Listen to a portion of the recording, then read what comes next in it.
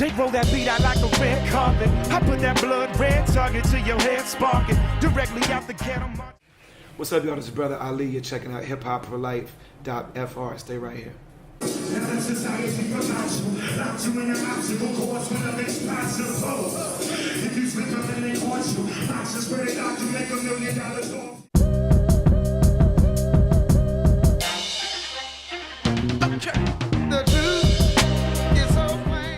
Yeah, I love France a lot. I always have. My first time coming to Europe, I was with a band, and we, Thématique, turn off.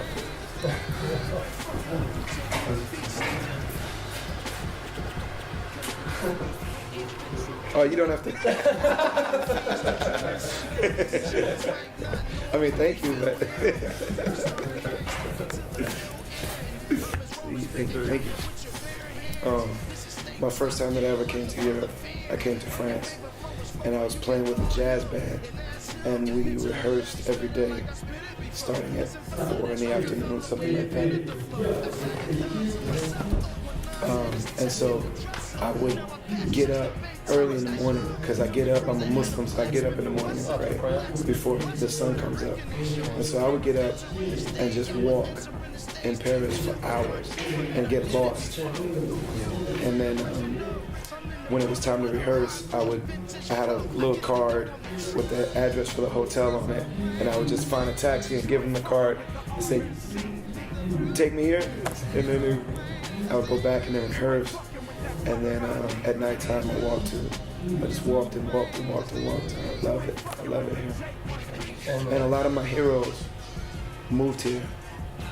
James Baldwin, the writer, Nina Simone, those are two of my biggest heroes ever in life. Those are some of my favorite people. I think, Nina Simone and James Baldwin changed, they shaped a lot of my thinking.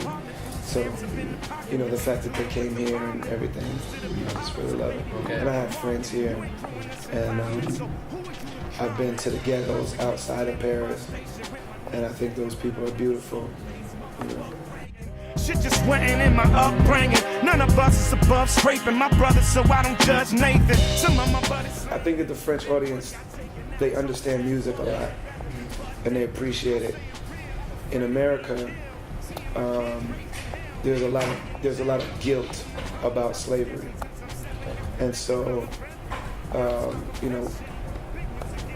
generally speaking, and it's not everybody, but generally speaking, I think a lot of white listeners in America, they don't like to really be changed by the music, by black music, because they have guilt that they shouldn't have, because this generation did not create slavery, or they didn't create white supremacy.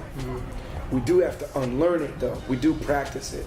It's still a reality. White supremacy is still a reality. Racism is still a reality.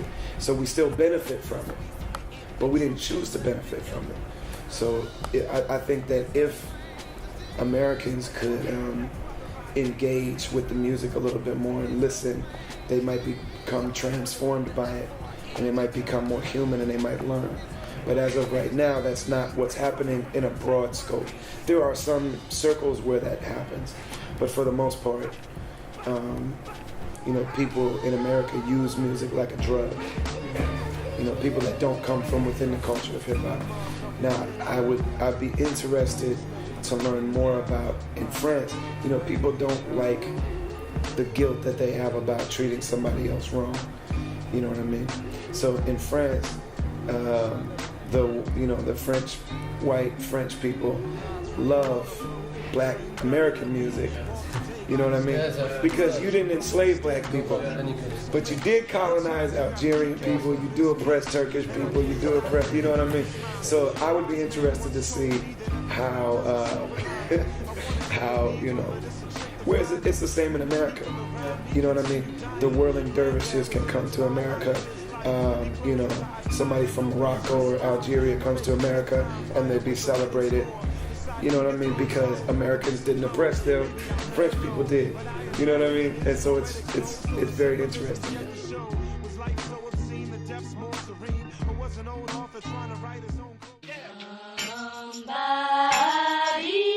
Yeah, yeah, and I am somebody, somebody. We am, and she am, and he am, and I am somebody, somebody. I was raised with the raised fist and